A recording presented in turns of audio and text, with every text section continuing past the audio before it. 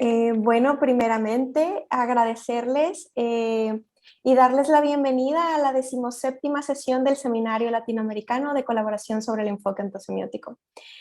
Como saben, en esta ocasión pues, nos acompaña como conferencista el doctor Leonardo Uribe, quien es ingeniero electrónico y matemático con estudios doctorales en educación matemática de la Universidad de Antioquia, Colombia.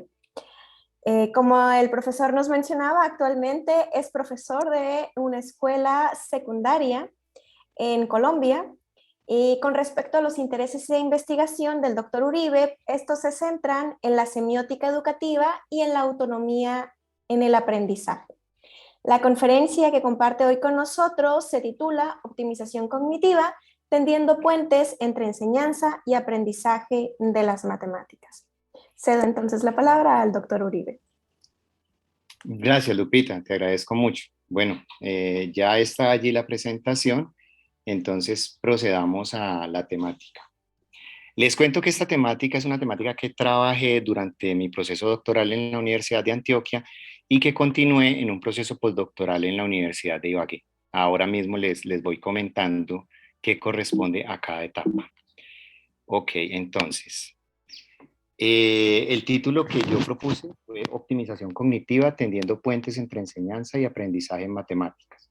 Optimización cognitiva es un término que nosotros acuñamos para, digamos, este tipo de conceptualización que surgió de la experiencia doctoral mía. Lo acuñamos con mis tutores, el profesor Walter Castro y el profesor Johnny Alexander Villa.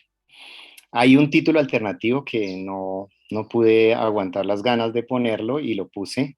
Entonces el título es el siguiente: 4 más 1 menos 2 igual a 7, quizá. Y allí hay una idea importante, porque este 4 más 1 menos 2 igual a 7 lo vi en unos test que estaba aplicando a chicos de segundo y tercer grado de primaria, y me tomé, digamos, la molestia de decir, ¿por qué están haciendo esto? No simplemente puntuaron mal en el test y ahí hay un resultado que me indica algo. Yo dije, no, hay algo más acá. ¿Por qué el chico está diciendo eso? La primera impresión que tiene uno es, él voló con su vista sobre el signo menos y lo interpretó como un signo más. ¿Por qué hizo esto el chico?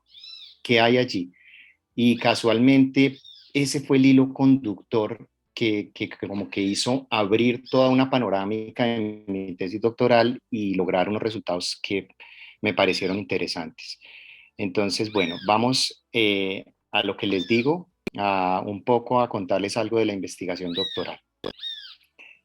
El tema de investigación yo lo comencé en 2014 y más o menos en 2013 había salido un artículo que hablaba sobre la relación entre habilidades espaciales y aritméticas en niños de 7 años. Es este artículo que ustedes ven, cuyo título está ahí en la parte de abajo de la diapositiva, es de unas investigadoras de la Universidad de Michigan. Y entonces, lo interesante de esto es que están hablando de unas relaciones entre habilidades espaciales y aritméticas, pero no cualquier habilidad espacial. Es decir, uno cuando lee este título piensa, bueno, lo pusieron a sumar manzanitas y eso le mejoró sus capacidades aritméticas, o lo pusieron a sumar áreas o a juntar áreas y mirar cuánto daba. No, no, no. Digamos, estas habilidades espaciales en abstracto son específicamente rotación espacial, y eso a primera vista poco tiene que ver con las habilidades aritméticas. Entonces, la pregunta parece un truco de magia. ¿Por qué un chico que trabaja rotando figuras mentalmente mejora sus capacidades aritméticas? Bueno, les cuento que yo tuve bueno, aquí les muestro cuál era la idea. Estábamos trabajando con los chicos rotación mental de figuras y los chicos mostraban ciertas mejoras en sus capacidades aritméticas. Yo tuve la ventaja de trabajar con el profesor Juan Godino en mi pasantía doctoral y yo me fui 30 días para Granada, para España, a comentarle el caso. Entonces yo llegué el primer día que tenía reunión con él y le planteé el asunto y le dije, profe, mire, sucede esto, hay un reporte investigativo de esto y quiero investigarlo. Y él me dijo, él me respondió, pues ¿qué relación hay? Pues no hay ninguna y punto. me respondió de esa manera el profe Godino y yo quedé un poco preocupado porque pues yo había separado 30 días y parecía que en un día se había solucionado todo y teníamos 29 días libres. Bueno, la verdad es que el profesor Godino es un gran investigador y en la siguiente reunión se había empapado un poco del tema y le pareció muy interesante y la verdad en ese mes que tuvimos trabajamos muy, muy bien, pues fue una experiencia muy enriquecedora para mí. Les cuento eso porque la primera impresión de este tema es extraña, pero a mí me cautivó y me metí a este tema. Bueno, les voy a contar un poquito cómo es el proceso experimental para determinar esta relación entre habilidades espaciales y aritméticas. Yo estuve en un colegio de primaria, de segundo, tercer grado de primaria, y trabajé con varios chicos. Uno escoge 2 o 3 cursos que haya en el colegio y eso, digamos, es la muestra de estudio. Uno divide los grupos entre grupo experimental y grupo de control, preocupándose de distribuir aleatoriamente las variables que no va a medir. Por ejemplo, el profesor, el género, el rendimiento académico, tienen que quedar distribuidas aleatoriamente en estos 2 grupos. Antes de esa división, uno hace un test previo de aritmética y mira a ver los chicos cómo están en eso. Cuando parte grupo experimental y grupo de control, trabaja con los chicos del grupo experimental, digamos, la temática que le interesa y que uno cree que puede tener un efecto sobre sus habilidades aritméticas. En este caso, ejercicios de rotación mental. Con los chicos del grupo de control trata de trabajar cosas que en apariencia no tengan ninguna relación con eso. Ejercicios de pronto de sudoku, resolución de crucigramas, etc. Esa es la etapa, digamos, de experimental. Y después mira el resultado a través de un post-test, que también es un test aritmético, y hace una comparación entre las mejoras que tuvieron los chicos del grupo experimental y los del grupo de control en relación a sus capacidades aritméticas. Eso fue lo que se hizo. Entonces, la problemática que yo les voy a comentar está exactamente ahí, en ese momento de hacer los test. Y resulta que los chicos respondían aparentemente erradamente preguntas que estaban en capacidad de responder adecuadamente. Ese tipo de sumas que yo les puse allí. Entonces, a mí me causó impresión la investigación que hicieron Chen y Mix, que son, digamos, la fuente de la idea. Ellas no mencionan nada al respecto. Ellas, yo creo que calificaban bien o mal y sumaban puntajes. Y pues hacían unos procedimientos estadísticos para determinar algunas tendencias. Yo me concentré en este tipo de errores que cometían los chicos. Y entonces, digamos, ese fue el camino de la tesis doctoral. Y allí hay una idea esclarecedora que sirvió mucho para dirigir bien el proceso investigativo. Y es que hay unos aspectos cognitivos en los chicos y hay otros aspectos evaluativos. Es decir, la evaluación no es neutral respecto a la medición de la capacidad cognitiva de las personas. La evaluación puede entorpecerla, puede favorecerla, puede, digamos, hacerla poco clara, etcétera. Entonces toca mirar cómo estamos evaluando y qué estamos evaluando a los chicos. Esa fue la idea esclarecedora. Entonces, a raíz de eso, yo empecé a buscar bibliografía que me reportara casos similares al mío, este tipo de errores de los chicos que uno dice, bueno, pero ¿qué está pasando?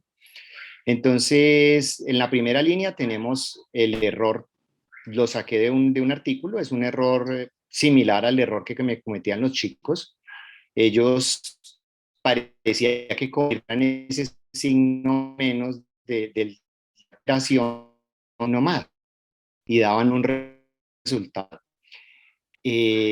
Magnili y Alibali en el 2004 lo llamaron formatos canónicos. Hay una influencia de los formatos canónicos en la forma en que los chicos responden. Por ejemplo, si uno, si uno le dice al chico 3 más 5 igual a 6 más qué, el chico muy fácilmente lo convierte en 3 más 5 más 6 y da una respuesta.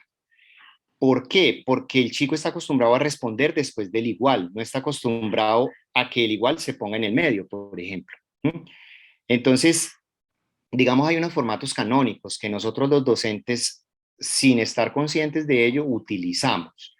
Y esos formatos canónicos les van dando como unas pautas, unas falsas pistas a los chicos y ellos en el momento en que enfrentan problemas no solo miran el problema conceptualmente, lo que quiere decir, sino el formato en el que está, y tratan de repetir formatos que estén familiarizados en ellos. ¿Listo?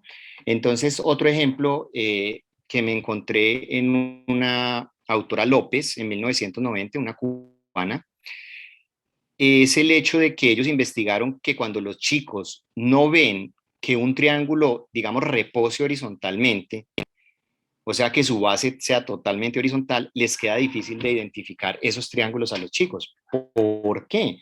Lo mismo, porque muchas veces uno de docente pone los triángulos todos en esa posición. Yo hice una búsqueda en Google y por imágenes de triángulos, y de las primeras 50 imágenes, 47 tenían esa característica de tener la base totalmente horizontal. Entonces, pues los chicos simplemente están repitiendo algo que ven. Allí había una pista. Entonces, generamos con los profesores Walter y Johnny, generamos el concepto de optimización cognitiva. Les voy a contar un poquito de qué se trata el concepto. Imagínense ustedes letreros de pare y siga. A la izquierda aquí se está mostrando muy bien el pare y el siga.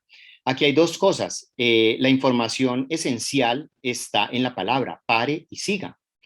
Y digamos hay una información contextual, es un color. ¿Listo?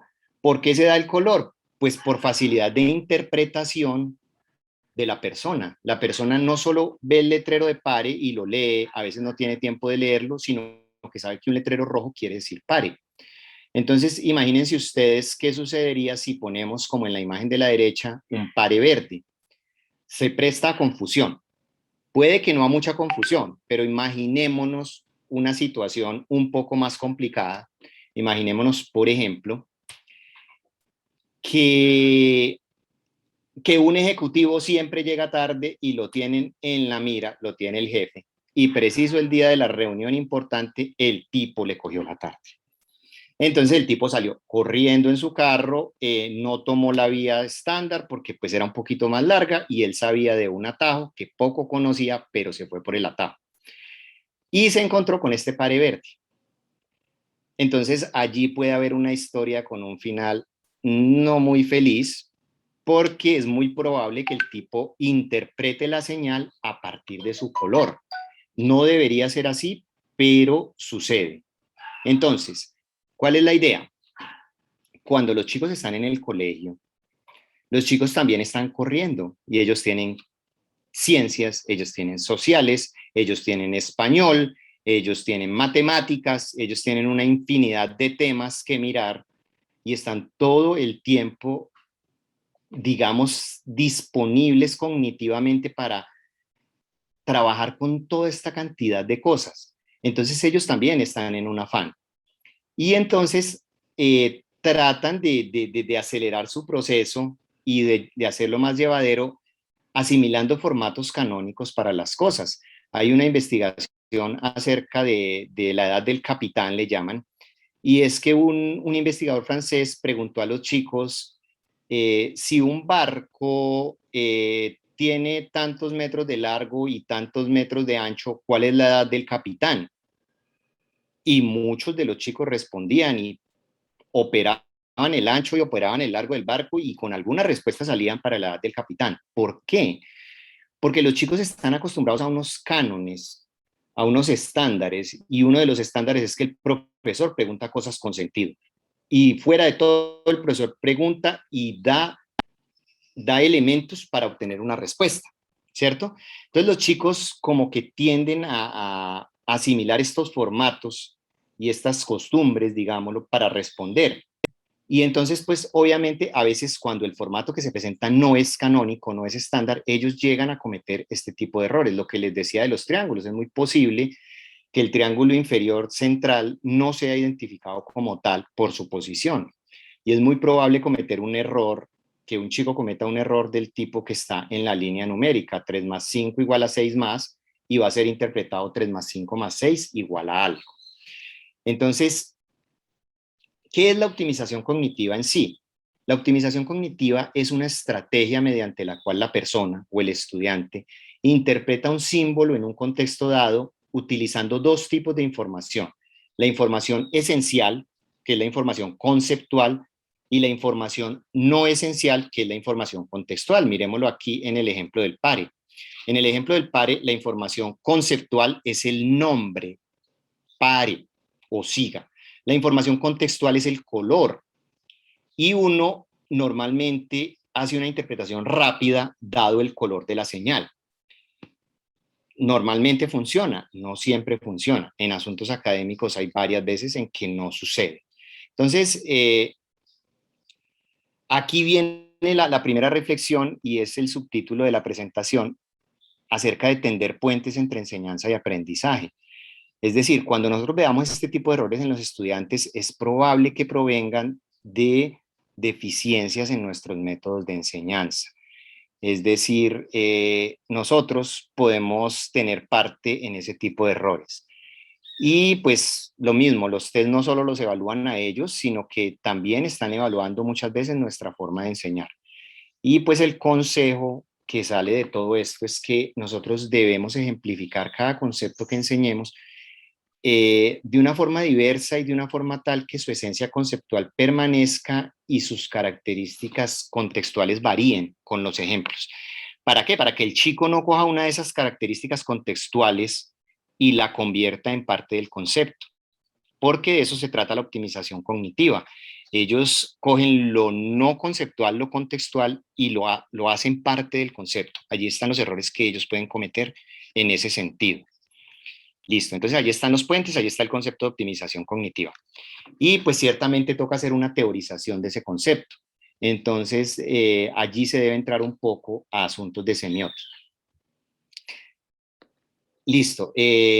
Muy básicamente la semiótica es el estudio de los signos. Entonces, uno dice que aquí a la izquierda hay un signo que está simbolizando algo, un objeto, una idea, alguna cosa, está en lugar de esa cosa, y uno la relaciona a través de un código que es un acuerdo social. Entonces, todo el mundo en Latinoamérica sabe que vaca es vaca, perdón. No sé, bueno, los brasileños no sé cómo lo digan.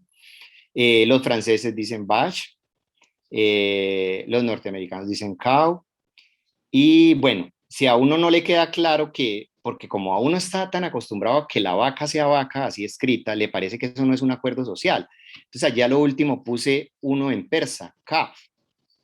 Ahí ya queda uno, sí, definitivamente eso no se corresponde, ese símbolo no se corresponde con una vaca. Ahí tiene que haber un acuerdo social. Pero fijémonos que ese acuerdo social no es tan claro ni tan obvio. Miren, por ejemplo, si nosotros preguntamos si esa figura que está a la derecha es un triángulo, es probable que muchas personas nos digan que sí, cuando realmente no es un triángulo, digamos, en su conceptualización matemática como tal. Es decir, los códigos no son una enciclopedia rígida escrita, pero son bastante móviles, alterables, y dependen de un contexto social. Allí va la optimización cognitiva con esos códigos. Entonces, miren que en la optimización cognitiva se da un fenómeno de decodificación de símbolos. Los chicos están mirando signos de más, signos de menos, operaciones complejas, y esa interpretación de los símbolos puede generar errores a la hora de conceptualizarlos. Entonces, ¿con qué están relacionados esos errores? Están relacionados con la multiplicidad de interpretaciones que puede tener un símbolo o un conjunto de símbolos. Eso puede llevar a contradicciones potenciales. Por ejemplo, aquí está muy claro, en este último lo puse la suma otra vez, aquí está muy claro, perdón, aquí está muy claro que hay un 4 más 1 menos 2. Los chicos muy probablemente no confundan el más con el menos y entiendan la operación. Pero allá hay un conjunto de símbolos que en conjunto han sido tratados como una operación compleja para ellos porque involucra más de 2 operandos, involucra 3, y quizás normalmente siempre ha sido una operación de suma. ¿Qué hice yo cuando estaba haciendo la investigación? Yo me fui a los cuadernos de los chicos, yo me fui a los libros de los chicos, y no encontré una sola operación con más de 2 operandos que no fuera o solo suma o solo resta, no había una operación combinada. Es decir, le hicimos canónico el hecho de ponerle la misma operación a más de 2 operandos, y después a los chicos a la hora de evaluarlos les pusimos otra cosa. Allí hay un error de optimización cognitiva porque ellos hicieron una interpretación de algo estándar, pero no miraron que había otra interpretación más acertada, que era mirar detenidamente los símbolos. Entonces, aquí les traje un ejemplo para que ustedes lo entiendan quizás mejor. Este ejercicio consiste en repasar lo que hay allí, pero entonces uno tiene que decir el color y no la palabra. Entonces uno tiene que empezar rojo, negro, café, verde y así, rápidamente, rápidamente. Decir el color y no la palabra. Allí hay dos códigos simultáneos. Bueno, les dejo un segundito para que miren el ejercicio.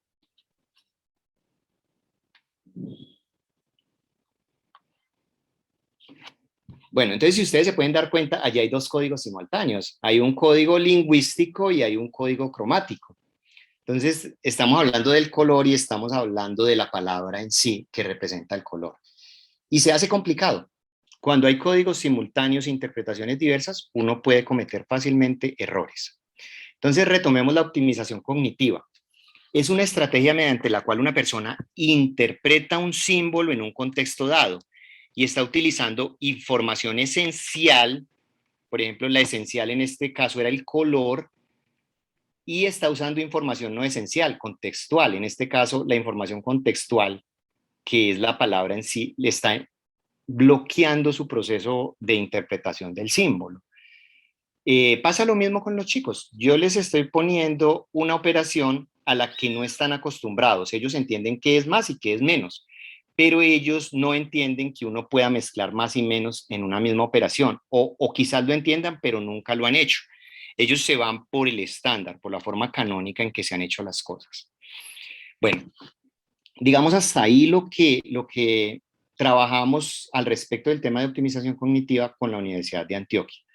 Este trabajo posterior es con la Universidad de Ibagué en el postdoctorado y consiste en mirar qué estrategias nos sirven para afrontar este tipo de errores de optimización cognitiva.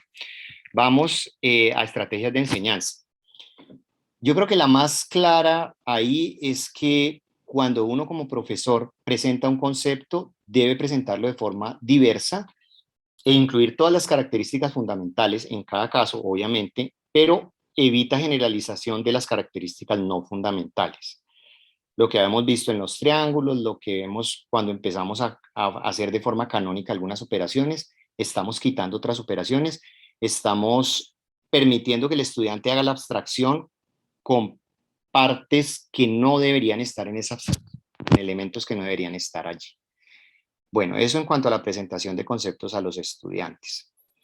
Retomemos un poquito los códigos, lo que estábamos diciendo, que el código es un acuerdo social. Obviamente esto es una concepción bastante rápida, superficial de la semiótica. En matemáticas tenemos cosas mucho más complejas. Por ejemplo, para representar una función nosotros tenemos por lo menos esas 4 o 5 formas de representación que hay a la derecha de la función, ¿cierto? Entonces, pues la cosa se complica, pero la idea es la misma. Nosotros no debemos ceñirnos a una sola de las interpretaciones, porque entonces la generalización no queda bien hecha. Entonces, aquí viene el tema de la optimización cognitiva a tocar el tema de los sistemas de representación de Duval, de esa escuela francesa. Y entonces la idea es que para evitar la compartimentalización del conocimiento, es decir, la interpretación de un concepto a través de uno solo de sus sistemas de representación, es importante presentar el concepto en distintos sistemas, con sus códigos semióticos asociados. Recuerden que es importante que el chico sepa que tanto esto es una función, como esto representa una función, como esto representa una función, y todas, digamos, tienen cierta interoperabilidad e intercambiabilidad. ¿Listo?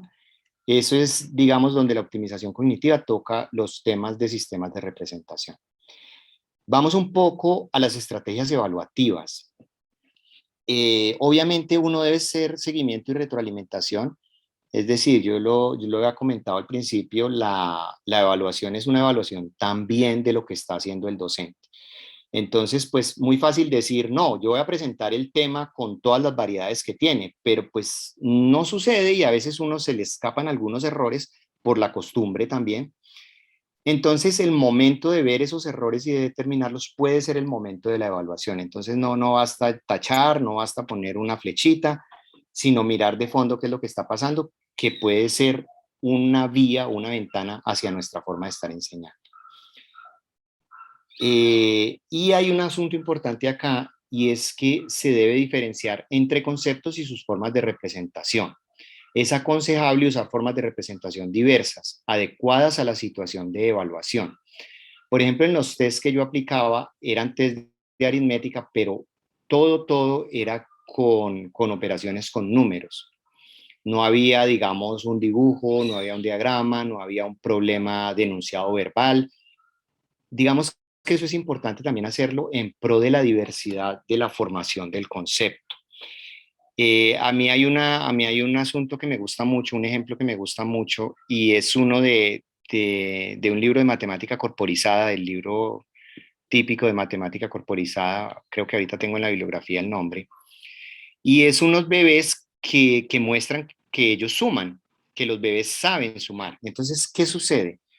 Les ponen un mini telón, como una especie de teatro a los chicos, les muestran un osito, suben el telón, después entra la persona que está, digamos, detrás de bambalinas con otro osito al telón tapado y después se destapa el telón. Si aparecen dos ositos, los bebés de alrededor de 6, 8 meses no hacen ningún gesto de asombro. En caso de que salga un solo osito, ellos hacen un gesto de asombro. Quiere decir que de alguna manera ellos tienen esta noción de suma, ellos tienen la noción de que 1 más 1 es 2. Entonces, fíjense que esta forma de hacer una evaluación de las capacidades aritméticas de los bebés permite constatar que los bebés a muy temprana edad saben sumar, por lo menos de forma muy elemental. Pero obviamente si yo les pongo a los bebés una hojita con unas operaciones allí, pues la arrugarán, se la mandarán a la boca, la botarán y diré yo, no, es que no saben sumar. Entonces hay que tener cuidado con eso, con la forma de hacer la representación a la hora de evaluar los conceptos. Y trabajamos en la Universidad de Ibagué con modelación matemática con estudiantes de ingeniería y llegamos a las siguientes conclusiones. La modelación matemática permite hacer concretas las expresiones matemáticas cuando se aplican a problemas específicos y evitar asimismo la mecanización. Si yo tengo una ecuación diferencial, pues es una expresión bastante compleja y trae mucha conceptualización por dentro. Si la puedo aplicar a varios problemas diferentes, es decir, a un problema de vaciado de un tanque, a un problema de calentamiento de agua, a un problema de deslizamiento de un objeto en un plano inclinado, etcétera, voy haciendo concreto eso, lo voy enriqueciendo y evito la mecanización y evito problemas de optimización cognitiva, porque la optimización cognitiva se casa con una sola interpretación y ahí es donde falla. Se casa con un contexto muy específico. Entonces, al diversificar contextos, tenemos pues la ventaja de evitar problemas por optimización cognitiva. Listo. La modelación matemática también promueve la presentación de problemas nuevos a los estudiantes y esto puede mejorar significativamente sus habilidades matemáticas y su capacidad para interpretar símbolos. Estoy citando a Doker de 2019, un libro muy interesante acerca de aritmética en niños. Y la transferencia de lo que se ha aprendido a nuevos contextos dentro y fuera de las matemáticas, como es el caso de la modelación matemática, pues implica la conversión entre sistemas de representación diferentes y entre contextos diferentes y pues permite un proceso de conceptualización adecuado, o sea que estamos cerca del tema de sistemas de representación y estamos cerca de Dual. Ok, bueno, entonces la pregunta del millón es, ¿dónde está el enfoque ontosemiótico? Y el enfoque ontosemiótico está en todo, el enfoque ontosemiótico está en todo. Me acordé otra vez del profe Godino cuando yo fui allá. Él estaba un poco enojado con mi tema de investigación, no sé, o me pareció a mí. Y me dijo en la primera reunión, me dijo, ¿usted por qué escogió el EOS? ¿Porque su director de tesis le dijo que escogiera el EOS? Pues yo no le respondí nada al profe Godino, pero la verdad es que yo escogí el EOS porque me impresionó la capacidad conceptual que tiene el enfoque ontosemiótico para poder modelar muchos problemas y tener marcos de trabajo muy adecuados. Mire, por ejemplo, en este diagrama, que es un diagrama bastante condensado del enfoque ontosemiótico, tenemos la dualidad intensivo-extensivo. El proceso de investigación se movió allí porque había unas cosas muy particulares que eran unos errores de los estudiantes y tendieron a hacerse extensivas al mirar otras investigaciones y al meterlas todas dentro de un mismo problema de optimización cognitiva. O sea, un problema, pasemos ya aquí a la dualidad expresión-contenido, donde la expresión y el contenido se rompen, es decir, la forma de yo expresar un problema me está bloqueando el contenido porque lo expresé, digamos, de forma sesgada, porque usé formas canónicas para expresarlo y había otras formas de hacerlo.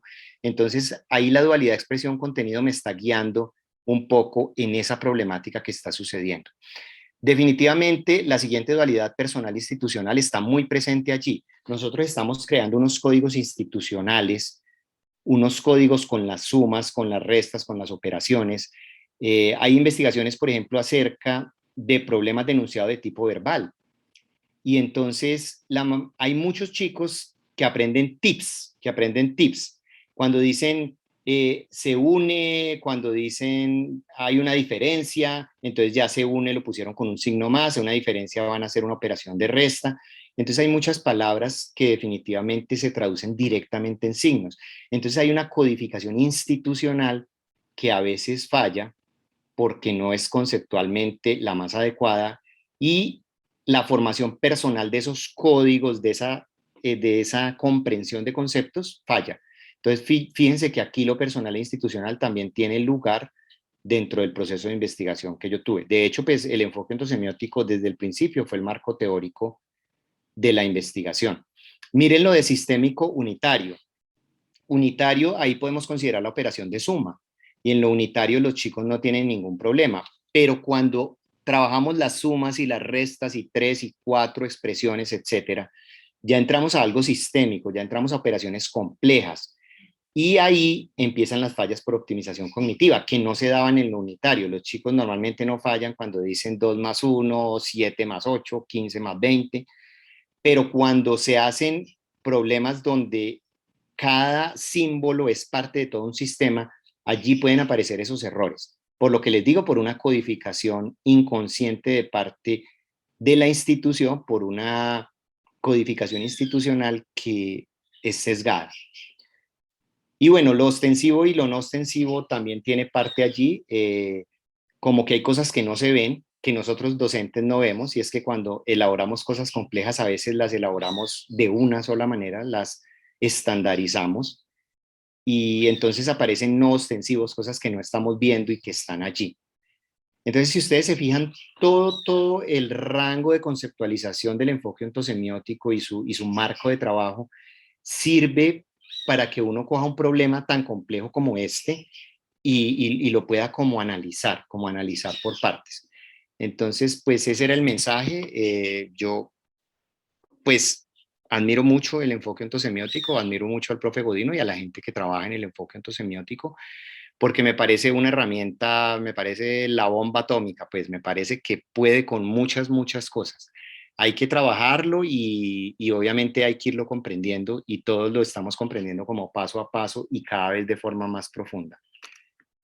Bueno, yo creo que allí estamos ya en la bibliografía. Les voy a contar por encima un poco la bibliografía. Esto es lo que les comentaba de la edad del capitán, la primera. Perdón.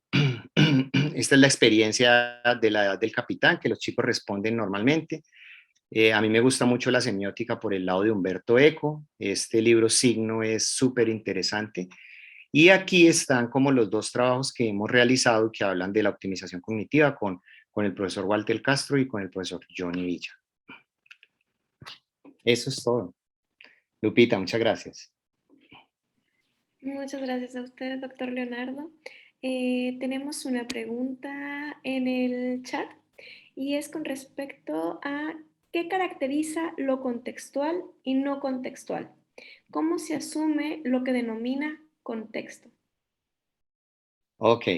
Claro, gracias. Mira, vamos a... Claro, el contexto lo determina uno. Por ejemplo, aquí, cuando yo les digo a ustedes, allí hay que leer el color de esa palabra, de ese símbolo. Hay que decir el color de ese símbolo.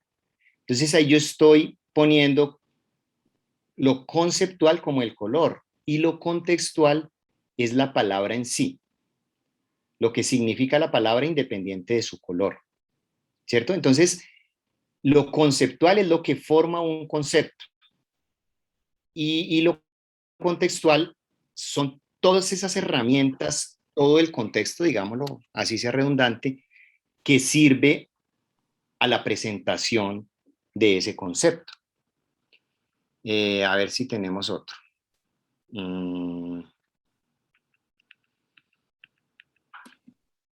Sí, el de pare y siga, claro, obviamente. Entonces, ¿qué es lo conceptual acá? Lo que transmite la información que se requiere, o sea, el símbolo de pare. ¿Mm? Eso es lo conceptual. Eso es lo que transmite el concepto que se quiere presentar. Lo contextual, pues, fue que decidieron ponerle colores y colores fijos a los signos, a estos símbolos, signos de tránsito, pues para facilidad de lectura de la persona. Entonces uno se acostumbró que el pare es rojo, pero ¿qué pasaría con un pare verde? Obviamente ese pare verde no lo vamos a ver nunca, pero en matemáticas sí tenemos mucha más flexibilidad y vamos a ver cosas combinadas. Eso no sé si responda a la pregunta. No sé si Juan Barbosa quisiera añadir algo más. Muy buenas tardes. Buenas tardes. Sí me escuchan, ¿verdad? Sí. Sí, señor. Bueno, pues en primer lugar, pues agradecerle al profesor Leonardo por su presentación y compartir su experiencia, su trabajo. La pregunta, pues yo básicamente me la hago es porque, digamos, el contexto inicialmente puede ser utilizar la palabra contextual y no contextual. En el caso de esta situación de esta lámina, por ejemplo, la palabra pare, digamos, sería la del contexto y el color lo no contextual o caso inverso. Mi pregunta surge a raíz de qué hace que en vez de utilizar el color como contexto, puede utilizar la palabra como contexto, ¿no? ¿Qué determina que el uno asuma el rol contextual y el otro el no contextual? Por eso preguntaba en esa manera, como en qué se diferencia la postura para saber cuándo estoy, digamos, al resolver una situación, una actividad de las matemáticas, qué prima para que haga que esta parte de lo contextual en lo cognitivo, en esto de la optimización cognitiva, y que no sería lo contextual. Entonces, ahí me aparece también la duda de qué asumo yo o qué se asume aquí con la noción de contexto frente a las situaciones que se están planteando, porque qué diferencia hay entre escoger el color como prioridad o escoger la palabra como la prioridad, digámoslo así. Esa es más o menos la duda que tengo en este momento. Claro, claro. Y yo pienso que la diferencia la da, bueno, uno no sabe, por ejemplo, en el caso del padre que fue primero, pero yo sospecho que fue primero la palabra, que es algo muy claro y queda muy nítido al usuario, porque si hubiera sido primero el color, pues más difícil la interpretación. En cambio, la palabra siendo el lenguaje, digamos, una simbología universal, primaría allí en este caso. Pero como tú dices, claro, depende de qué instrucción estemos dando, porque en este caso yo di una instrucción un poco contrasentido. Yo dije, hágame el favor y dígame cuál es el color de la palabra. Ahí el concepto que se está manejando, estamos manejando códigos de colores, estamos diciendo vamos a trabajar colores. Entonces ahí está el concepto. Y el contexto es otro. Este es un ejemplo un poquito rebuscado para ver que hay contextos que chocan con los conceptos. Pensaría yo que lo determina uno, cuál es el contexto y cuál es el concepto, en muchos casos. Muchas gracias, profesor. Bueno, señor. Profesor, y retomando un ejemplo que daba en su presentación con respecto a la posición que usualmente solemos ver los triángulos en los libros de texto, ¿pudiera llevarse a el contexto en ese caso sería como la forma usual en que vemos a los triángulos? El ¿Sería contexto, como la costumbre más bien? No, no sé, lo rutinario de cómo se presenta claro, y ahí hay un problema sí, del triángulo como concepto y el triángulo como materialización, como dibujo. en la representación. Resulta Ajá. que siempre ponemos un lado totalmente horizontal, o casi siempre, por lo menos. Por eso te digo yo hice la experiencia, yo me metí a Google y dije, bueno, triángulos, y muéstreme imágenes, 47 de 50 estaban en esa posición. Esta investigadora cubana, de hecho, hizo el proceso investigativo y se dio cuenta que los chicos se confundían. Entonces, digamos, el contexto es la posición del triángulo, que nosotros sabemos que para el triángulo es independiente del concepto de triángulo, la posición que asuma, la orientación, digamos.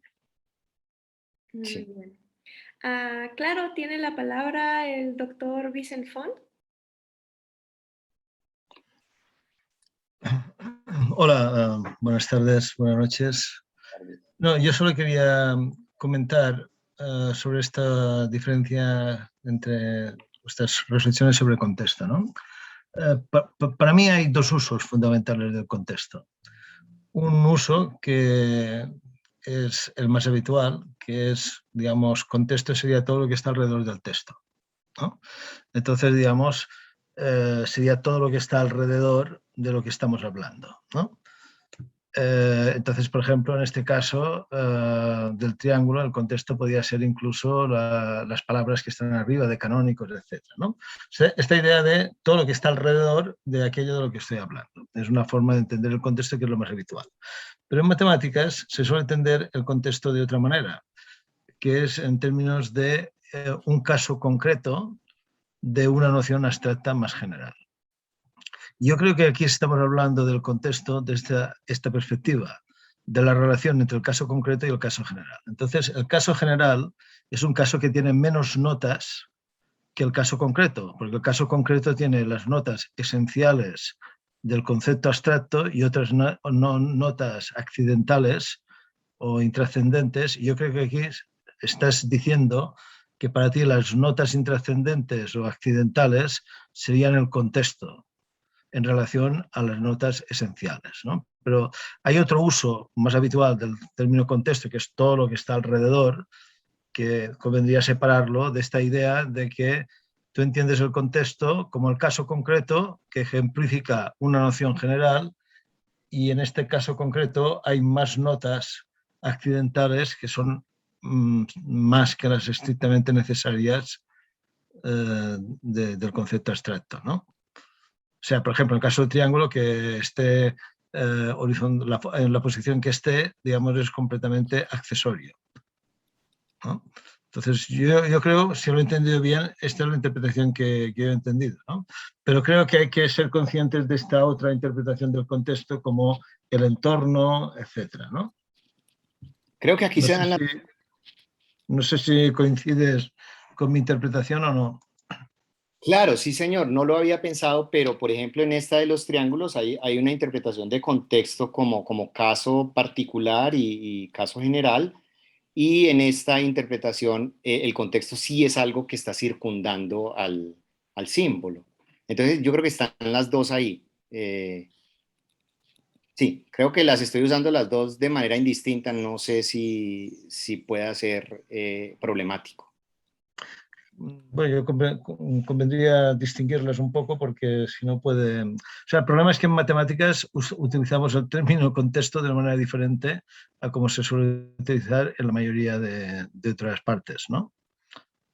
Porque lo utilizamos en esta relación lo situamos en la relación general-particular, mientras que en los otros casos es, digamos, el caso y lo que está alrededor, ¿no? Sí, sí, señor. Bueno, yo tenía otra pregunta. Tú has estado hablando de formas canónicas, ¿no? Y nos has puesto dos ejemplos de formas canónicas. Una sería lo que normalmente se conoce como los prototipos en la formación de conceptos, que es una cosa muy estudiada y muy trabajada. Y por otra parte nos has puesto el ejemplo del barco del capitán, que normalmente se ilustra como un ejemplo de contrato didáctico. O sea, los alumnos, el problema del capitán es que van a una escuela y ponen el mismo problema en todos los niveles educativos, ¿no? Entonces, los que están sumando, bueno, el problema del capitán es un problema absurdo, ¿no? Es decir, hay 30 gallinas, pongamos 20 vacas en un barco, ¿cuál es la edad del capitán, ¿no? Entonces, los que están sumando resuelven el problema sumando. En el curso superior, que están multiplicando, resuelven el problema multiplicando. En el otro, dividiendo. Es decir, el contrato didáctico lleva a que si el profesor me pide un problema, tiene que tener relación con lo que yo estoy estudiando y lo puedo resolver con lo que estoy estudiando, ¿no? Pero esto es un fenómeno de contrato didáctico, ¿no? Entonces, mi pregunta es si esta idea de forma canónica es una idea superior a una serie de casos diferentes, como puede ser el fenómeno del prototipo o el fenómeno del contrato didáctico.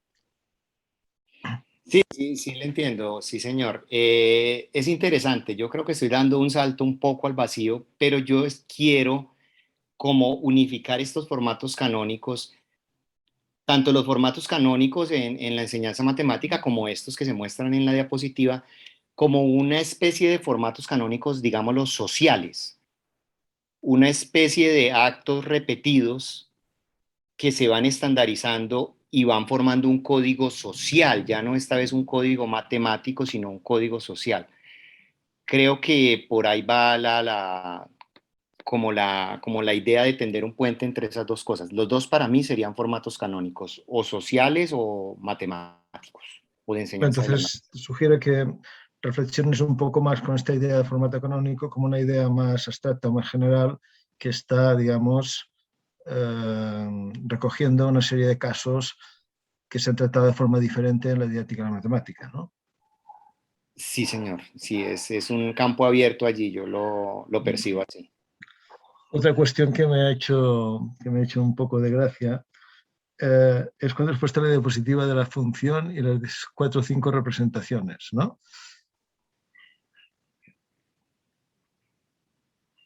Que has hecho un poco lo que solemos hacer todos, ¿no?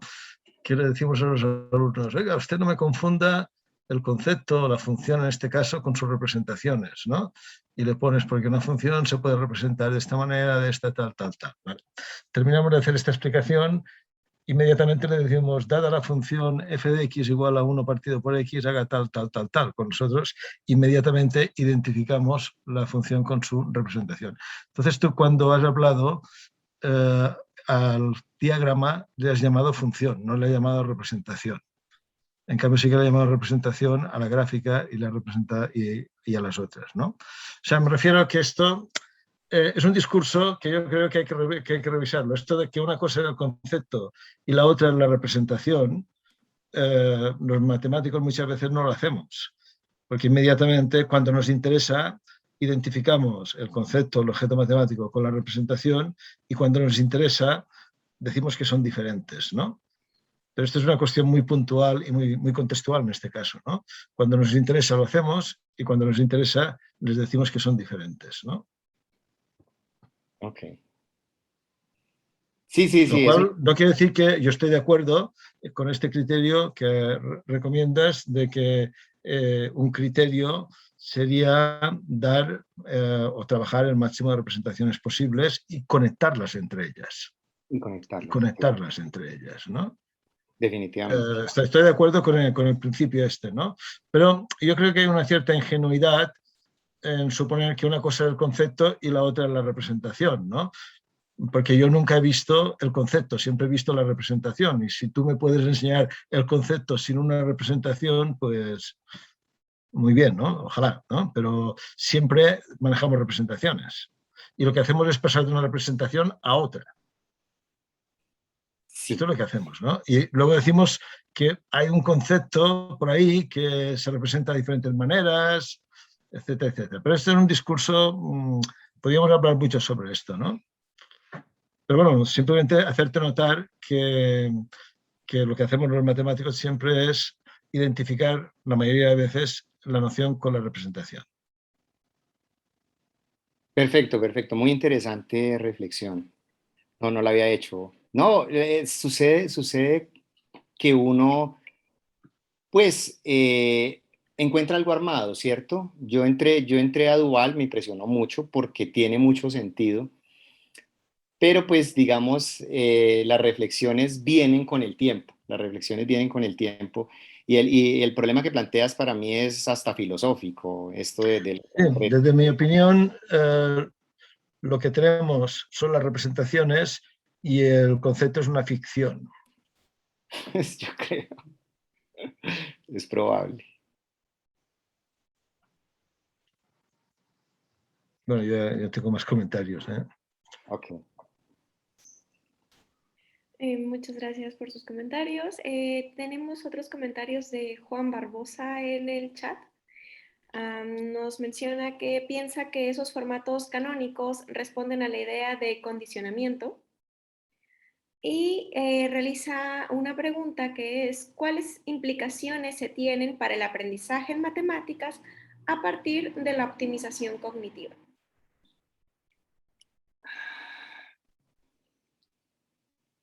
Pues la verdad no comprendo bien. ¿Me repites, por favor? Sí, pero incluso podríamos darle la palabra a Juan Barbosa y tal vez en el diálogo sea Ok. mejor. Sí, a ver, pues el comentario que hago con la idea de los formatos canónicos, pues yo lo que veo es que hay una cierta forma de condicionamiento, digamos, en términos psicológicos. Tanto repetir ciertas representaciones se adhieren a la estructura cognitiva de los estudiantes, y por eso cuando ven un triángulo de cierta posición o un rectángulo lo asumen de una u otra manera para poder resolver ciertas tareas de las matemáticas. Entonces yo lo que quería decirles es que allí, digamos, en términos de la psicología, hay un aspecto fuerte de lo que es el condicionamiento. Tanto repetir desde la primaria a todo el bachillerato, cuando llegan los estudiantes a etapa, digamos, de la universidad, uno encuentra que hay unas consecuencias bastante fuertes de esas representaciones canónicas o esos formatos canónicos que se convierten de alguna manera en los prototipos de objetos mentales que ellos elaboran los estudiantes.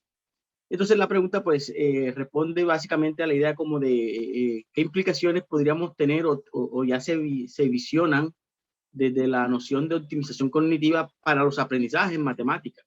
O sea, qué incidencia puede tener, qué nos podrías contar frente a cómo esto de la optimización cognitiva podría ayudar a mejorar, a resolver ciertas problemáticas de aprendizajes en las matemáticas, ¿no? Como posibilidades, digámoslo así. Esa es más o menos la inquietud que tengo. ¿Qué oportunidades nos ofrece la noción de optimización cognitiva para ayudar, digamos, en el tema de los aprendizajes de las matemáticas?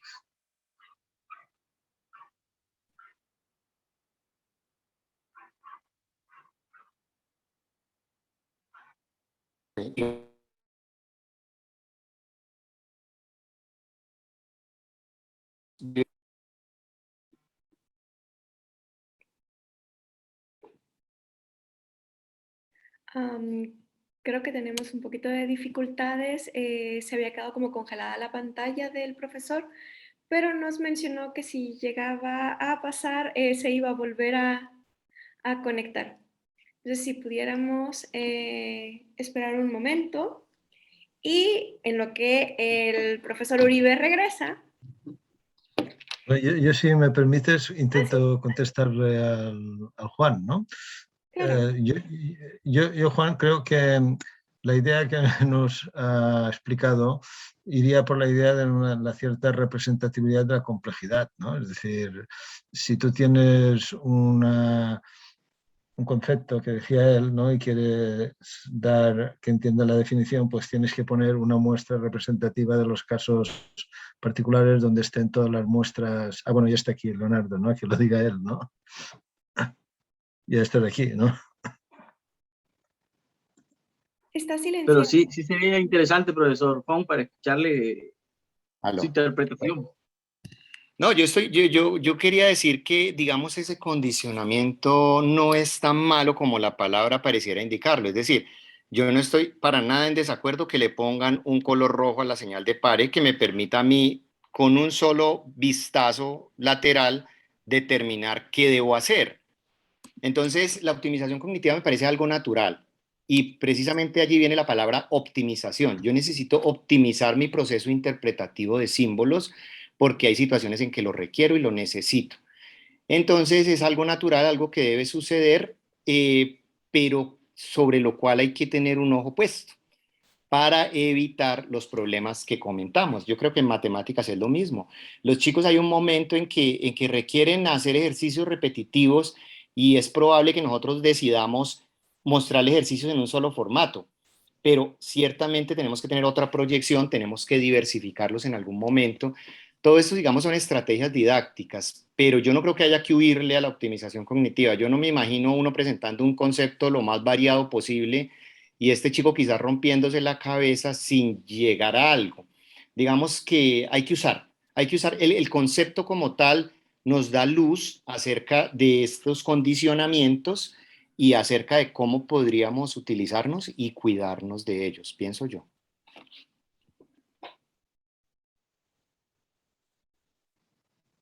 Muchas gracias, profesor Leonardo. Bueno, señor, gracias. Muchas gracias, profesor Uribe. Profesor Font, no sé si le gustaría continuar con la reflexión que tenía hace un momento.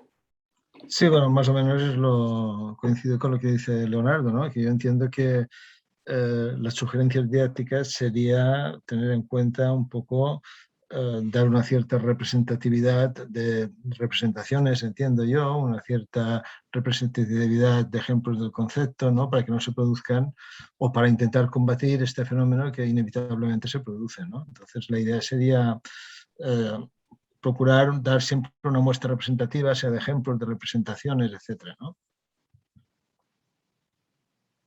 O al menos lo más representativa posible, teniendo en cuenta la situación, el curso, el tiempo que tengas, etcétera, etcétera, etcétera, ¿no? Bueno, profe, yo quería comentar algo ahí al respecto. Como uno no es, digamos, el superhéroe, pues a uno se le escapan esas cosas. Y de ahí yo pienso que la importancia de retroalimentarse con las evaluaciones de los estudiantes, porque ellas le dicen a uno en lo que uno puede estar fallando inconscientemente. Sería eso.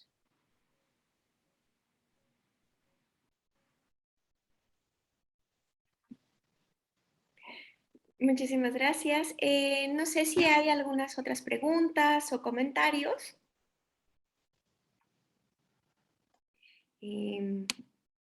Bueno, quisiera agradecerle al profesor Leonardo Uribe por la conferencia que nos ha compartido el día de hoy. Muchas gracias, Lupita. Muchas gracias por invitarme y por compartir este espacio conmigo. Gracias a usted. Asimismo, invitarlos a la siguiente sesión del seminario que se llevará a cabo el día 8 de diciembre, donde la magíster Fabiana Montenegro de la Universidad Nacional del Litoral nos compartirá sus avances de investigación con la conferencia Caracterización de tareas de matemática que se proponen en formación continua de profesores cuando las TIC se establecen como recurso prioritario. Bien, también a comentarles e invitarlos a la tercera jornadas regionales de educación matemática que organizan la Universidad de los Lagos y la Sociedad Chilena de Educación Matemática. Estas jornadas se van a celebrar del 8 al 12 de noviembre, es decir, la próxima semana. Aún están abiertas las inscripciones en la página web de los posgrados de educación matemática. Está el link a la jornada de educación matemática. Únicamente hay que llenar un pequeño formulario.